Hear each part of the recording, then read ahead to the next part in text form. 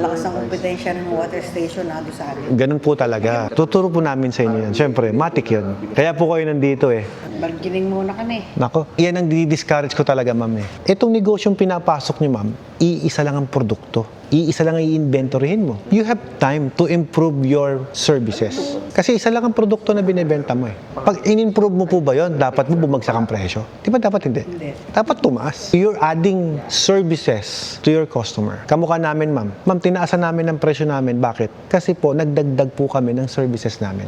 Kagaya niyan, ma'am, may lababo palang kasama yun. Kita mo, naka-itemize naman doon. Lahat, saan napunta yung pera ninyo? Kumbaga, hindi mo sabihin mahal kasi nilagay namin eh. Dinagdag namin na it's supposed to be dapat, ma'am, pag-deliver natin, doon pa lang tayo mag-uusap na, bakit di sinabing ganyan? Bakit, alam mo yun, magkakasisihan pa tayo eventually. Hindi dapat gano'n. Hindi dapat ganon. Kaya dinila natin, ma'am, package. Pag binili mo to, ito yung included.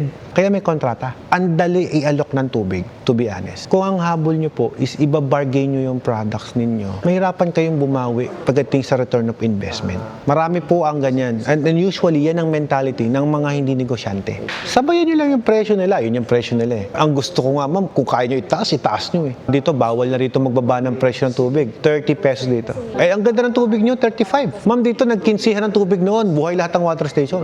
To give you honestly, ma'am, ang puhunan mo, 2 piso eh. Pag yung 2 pisong puhunan mo, binenta mo ng 15, may kita ka ba? Ginawa ko ng 12, parang 3 piso na puhunan. May 12 ka, lugi ka ba? Kaya lang, habol ka sa volume. Tatarget ka lang na specific customer, hindi. Lahat yan, customer yan, general yan. Kahit mga bahay-bahay. Yes! Lahat ang uminom ng tubig, customer mo.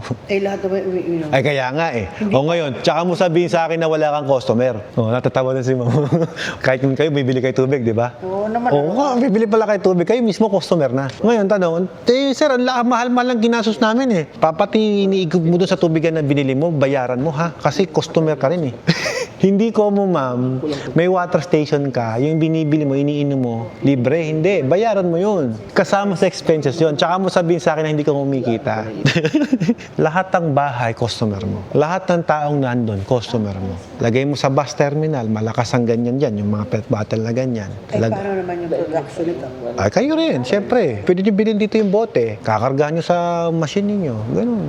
O, 10 pesos, pero ang puhunan mo dyan, 4 pesos lamang. Ang laman yan, wala nang halaga. Huwag mo nang kumpitin yung laman. Walang value laman eh. Yung isang malaki, 2 piso puhunan ha. I-divide mo na lang yan sa 50 kasi 50 ganyan yung kayang i-refill eh. Ay puno. Kasi 20 liters yun. No, divided by 350 ml. Ilang piraso magagawa mo. Di wala nang value yan. Point cents. Yung lalagyan lang talaga binabayar mo dyan. Marami akong masasearch. Tumatakbo ng utak ng negosyanteng katabi natin. Pasensya na po kayo. Ganyan maraming plano. Sige na, boss.